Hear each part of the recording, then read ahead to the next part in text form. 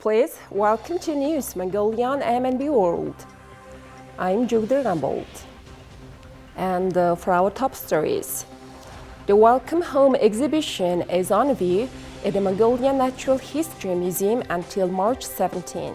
The Eagle Festival 2024 was successfully organized for the 18th consecutive year. Taking a closer look at hospitality standards as Mongolia gears up for a tourism surge. For the news, stay with us.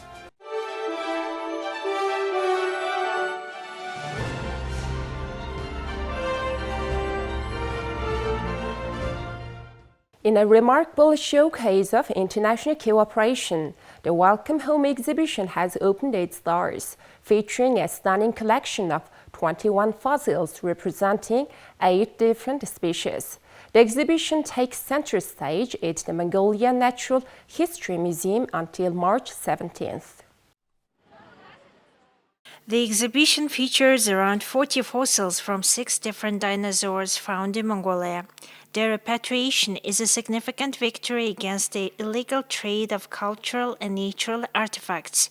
The successful return of the fossils is part of the government's National Heritage Campaign. This marks the 5th repatriation of smuggled fossils following handovers in 2013, 2015, and 2017. The success of the repatriation initiative is attributed to the enduring partnership between the United States and Mongolia, reflecting their joint commitment to addressing the unlawful trade of precious artifacts. We tried to showcase all the stages of the development of dinosaurs in this exhibition. For example, here we have growing to fully grown dinosaurs. Museum visitors and paleontology students can see that a young dinosaur's head can be 60 centimeters high, while an adult dinosaur can have a huge head up to 1 meter and 20 centimeters. One key aspect of the 1970 UNESCO Declaration is the call for creating national inventories of cultural property, enabling countries to keep track of their valuable artifacts and identify any that may have been unlawfully removed. Many organizations and entities have partnered to make this exhibition a reality. The exhibit that we see here today at the Natural History Museum is the result of a lot of hard work by a great many people. The U.S. Embassy had the pleasure of working very closely with the Ministry of Culture, with the Mongolian Embassy in the United States, and with several other agencies within the U.S. government and the Mongolian government to ensure that this very important part of Mongolia's natural history was returned home where it belongs. We're very grateful for the partnership and friendship of the government of Mongolia, and it was a real pleasure for us to ensure that these remains were returned and that they are now home where the people of Mongolia can enjoy them. Thank you. This collaborative effort underscores the significance of protecting and repatriating cultural and natural treasures, reinforcing a global commitment to preserving the heritage of nations and combating the illegal trade of irreplaceable artifacts. The entire nation has reached a significant milestone through the domestication of wild animals and the taming of various species, leveraging their lifestyles. Among these endeavors, the Kazakh people proudly continued their tradition of domesticating eagles. They celebrate this heritage with an Eagle Festival, held to welcome the arrival of spring. This year marks the successful organization of the festival for the 18th consecutive year. The 18th Annual Eagle Festival of 2024 took place successfully at Chingsing Camp on March 9th and 10th. During the festival, 21 of the finest eagle hunters from Mongolian and 2 provinces competed over the span of 2 days. The event was further enriched by the inclusion of falcons, greyhounds, reindeers, and horse riders, adding to the festival's vibrancy and diversity.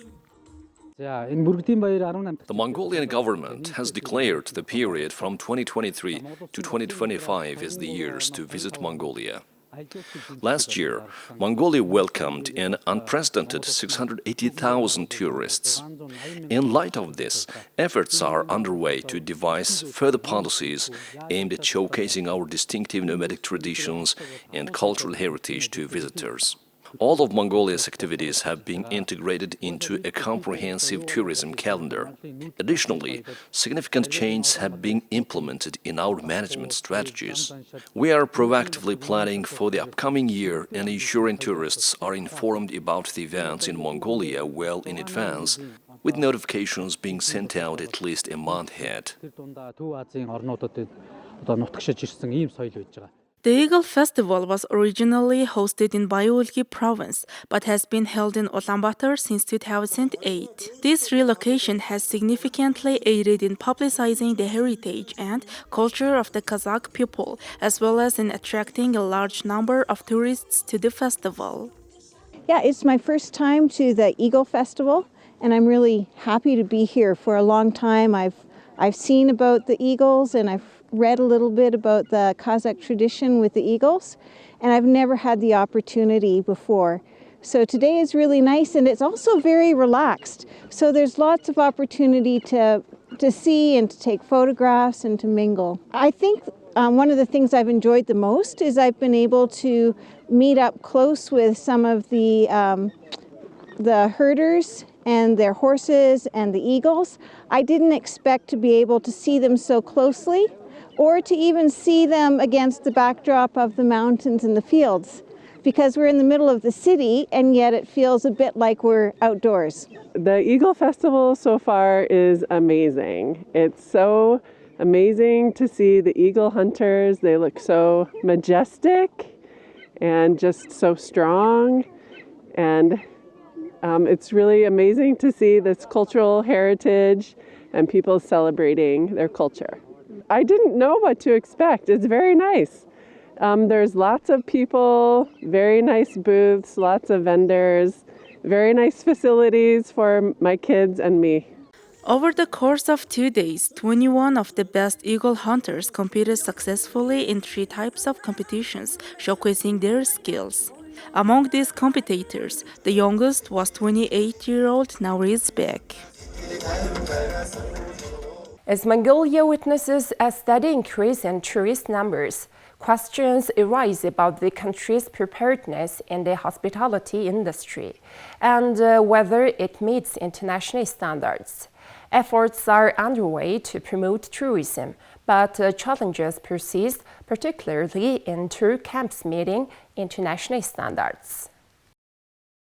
There are 450 entities catering to visitors' needs, but only 60% of these businesses are resorts and camps, suggesting limited accommodation options. Only 160 camps and resorts in Mongolia can operate during winter.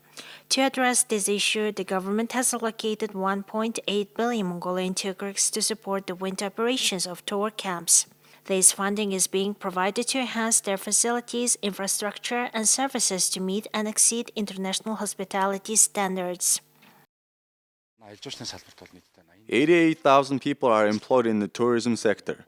It's better for them to maintain consistent employment with a stable income throughout the year, rather than being limited to seasonal work during the summer. In 2024, 110 billion MNT was earmarked for soft loans to enhance the quality of tourism services. Winter tourism has been gaining popularity with an average of 30,000 visitors arriving during the winter months. In February 2024, that number surged to 40,000, showing significant growth in the sector. However, regional camps struggle to meet international standards, limiting their winter operations. Reforms and renovations should be based on reviews and comments from tourists who have visited our country and incorporated into new standards. For the last couple of years, recognized for its natural attractions, Mongolia has been garnering attention from South Korean tourists, with many expressing an interest in returning. Given the emphasis on Mongolia being a nature-centric destination, there is a need to assess and enhance hospitality service standards. Improving these standards is seen as a strategic move to attract a broader range of tourists, ensuring that their experiences match the magic of the country's natural landscapes. Now please take a look at currency exchange rates provided by the Mongol Bank.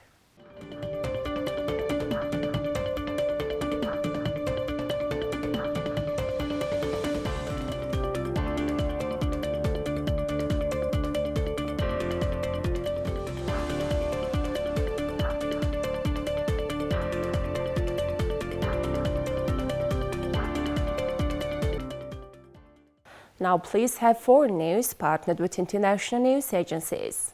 The 96th Academy Awards ceremony, hosted for the fourth consecutive year by the ever charismatic Jimmy Kimmel, unfolded in grand style at the Dolby Theatre in Hollywood. This year's Oscars saw Christopher Nolan's visually stunning biopic Oppenheimer leading the pack with an impressive 13 nominations, closely followed by Yorgos Lanthimos' uniquely engaging Poor Things with 11 and Martin Scorsese's gripping Colors of the Flower Moon with 10. A dazzling array of presenters, including last year's acting victors Michelle Yeoh, Brendan Fraser, Jamie Lee Curtis, and Ki-Hoo Kwan, graced the stage to distribute Oscars across all the 23 categories, celebrating the finest in film over the past year. Highlights of the night were some unforgettable wins.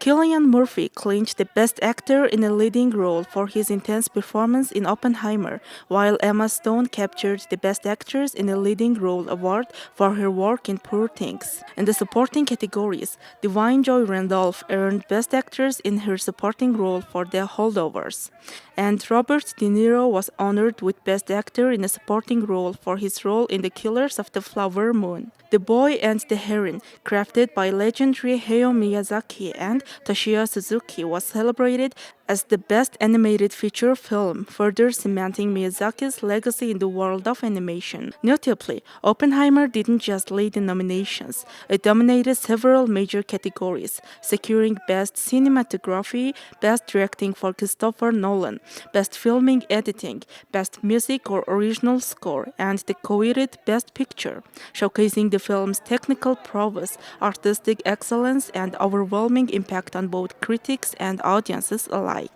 In the realm of short films, The Last Repair Shop stood out, winning Best Documentary Short Film, while the Best Animated Short Film went to War Is Over, inspired by the music of John Lennon and Yoko Ono.